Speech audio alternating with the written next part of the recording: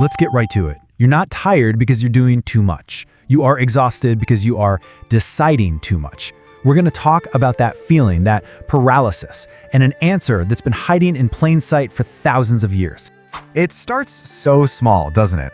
Think about last night. You open up Netflix, ready to relax, and you scroll, and you scroll, and you keep scrolling until there are so many choices that your brain just short circuits, and you end up watching The Office again for the 10th time.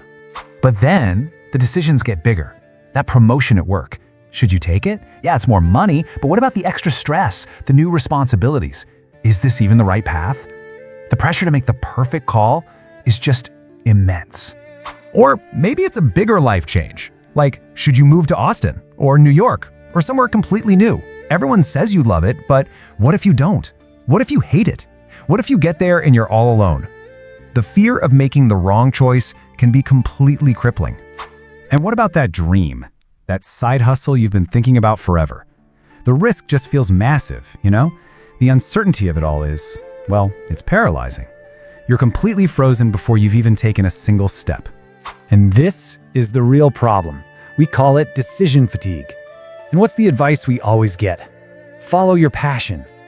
Honestly, that advice is a trap. It turns you into a fortune teller, forcing you to try and predict which of a million paths will make you the happiest.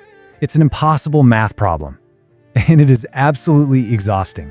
Now, what if I told you that this exact feeling, this specific modern anxiety you feel scrolling through Netflix or weighing a life choice, isn't new at all? In fact, maybe the most powerful description of it ever comes from about 2,500 years ago, from the greatest warrior in the world having a full-blown panic attack on the edge of a battlefield. So picture this. You've got Arjuna, a legendary archer, ready for the most important battle of his life. But then he looks across the field, and he sees his teachers, his cousins, his friends staring back at him from the enemy lines. And in that moment, he just shatters. His famous bow literally slips from his hands, he starts shaking, and he turns to his guide, Krishna, and just chokes out, "I can't." Why? Because he's doing the exact same mental math we do. He's obsessed with the results. If I win, I have to live with the guilt. If I lose, I've failed everyone. He is completely paralyzed by the what-ifs. And right here, this is where everything flips. Krishna, his guide, doesn't give him a pep talk. He doesn't say, "You got this," or "just follow your heart." He offers a totally radical shift in thinking, and it all starts with this one powerful idea: Dharma. So here it is. This is the roadmap out of that paralysis. Krishna gives him a two-part cure that is, believe me, just as relevant today as it was then.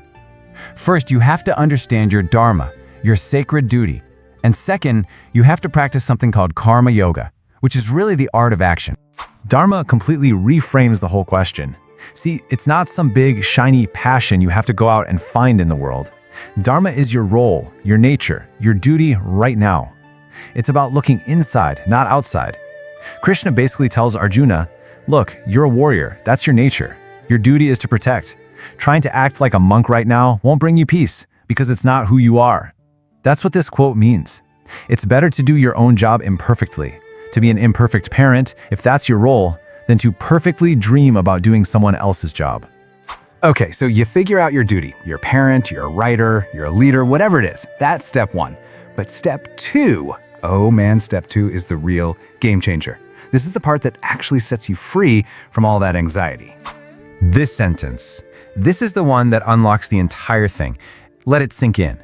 You have the right to your labor, but you never have the right to the fruits of your labor. We are obsessed with the fruits, right? The promotion, the praise, the money, the likes. Krishna says, nope. Your only right is to the work itself.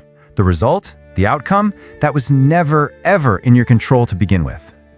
So that's the big idea. But how does this ancient philosophy actually help you with that endless scrolling or that terrifying career choice? How do you, in your own life, actually pick up your bow and get out of that frozen state? It's like this. If your duty right now is to be a parent, then just parent. Be present. Read the book, play the game, listen to their story. Stop torturing yourself trying to figure out if they'll get into a good college 10 years from now. If your duty is to be a writer, then just write. Focus on crafting one good sentence, then another. Stop obsessing over a bestseller list you have zero control over. The second you let go of that need to control the outcome, the fatigue just melts away.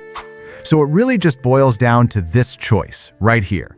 On one side, you've got the trap, being obsessed with the fruit, with the results, that path is a guaranteed ticket to anxiety, paralysis, and that crushing fatigue.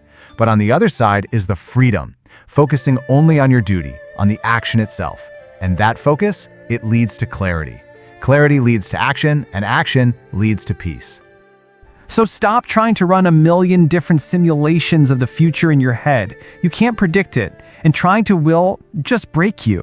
You are not a fortune teller, you are a warrior. Your only job is to show up and fight the battle that's right in front of you today.